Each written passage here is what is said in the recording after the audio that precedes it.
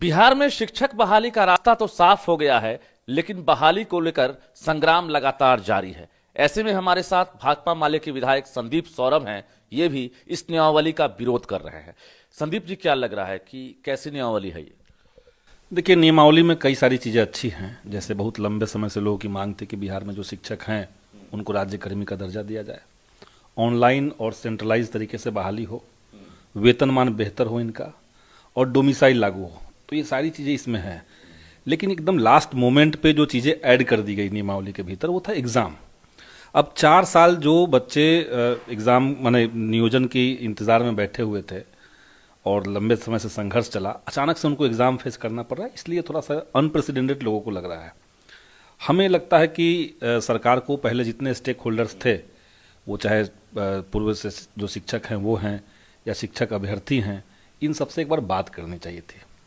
बाकी जो सरकार कह रही कि हम क्वालिटी पे फोकस करके ये लाए हैं, तब भी ये नियोजन माने ये नियमावली आने के बाद भी कई लेवल पे कंफ्यूजन दिख रहा है लोगों को। ये कहा जा रहा है कि विधायक संदीप सौरभ जी जो शिक्षक अभ्यर्थी विरोध जता रहे हैं या जो शिक्षक संघ अभी विरोध कर रहे हैं, उनके समर्थन में है। निश्चित तौर से हम उनके समर्थन में हैं। उनका कंसर्न जो है वो जायज है, लेकिन कई लेवल पे उनके भीतर कंफ्यूजन भी है। महागठबंधन में आप हैं, सरकार में हैं, तो क्या लग रहा है कि आप विरोध करेंगे तो कोई कार्रवाई?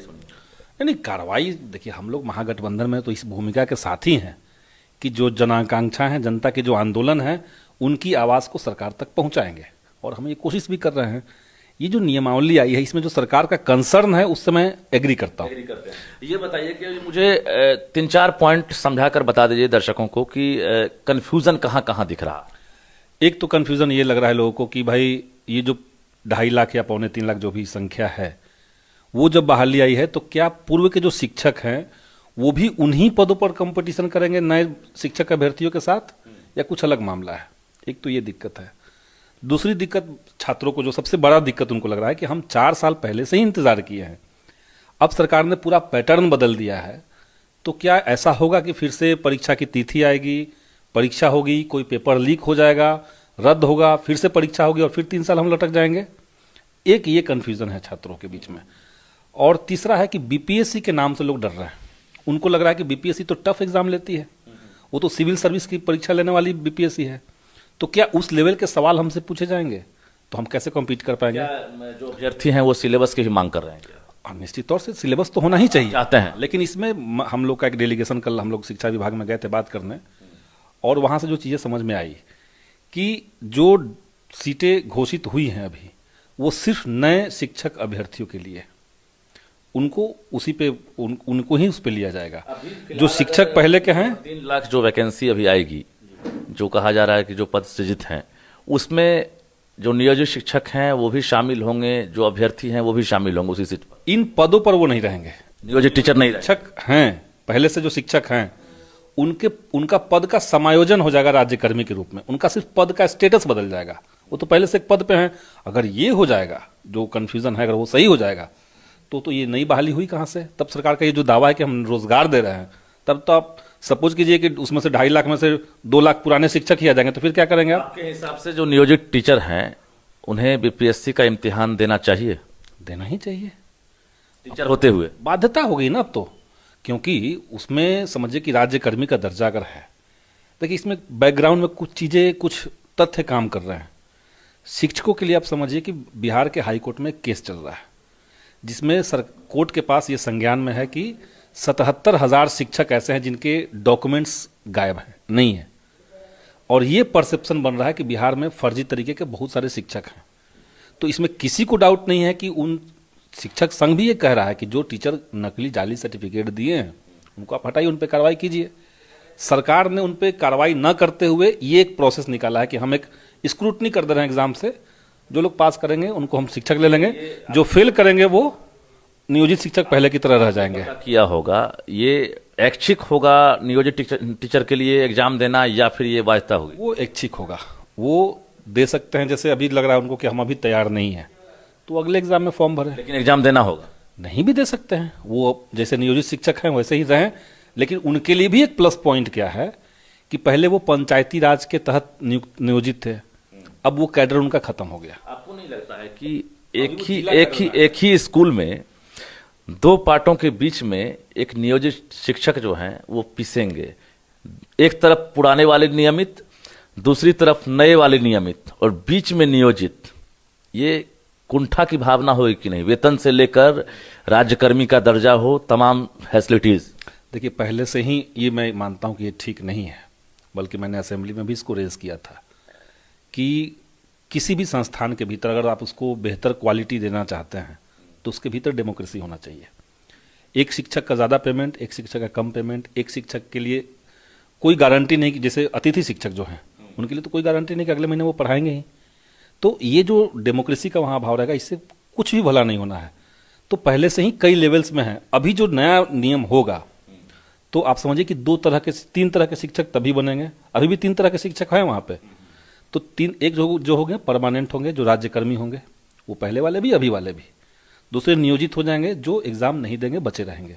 और तीसरा जो आपका गेस्ट टीचर होगा। ये तीन कैटेगरी में स्कूल चलेंगे।